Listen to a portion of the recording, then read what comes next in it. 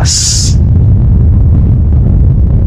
Unti-unti ko nang nakakamtan ang pinapangarap kong kapangyarihan at mapa sa akin ang mundo.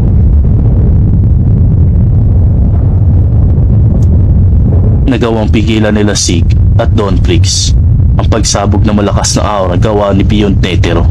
Kahit papano ay nararamdaman ko pa rin ang kanilang mga aura. Kung ganun, ang ibig sabihin lamang niyan ay buhay pa sila. Kaya lang, hindi maganda ang sitwasyon nila dahil sa mga natamo nilang sugat. Kung ganun, maswerte pa rin tayo dahil kaya pa rin natin silang iligtas. Kaya naman, ipaubayan natin ito kay Ching. Ikaw lang ang may kakayahang lumaban sa kanya. Tama, sa sitwasyon namin ngayon, hindi na kami makakalaban pa ng maayos.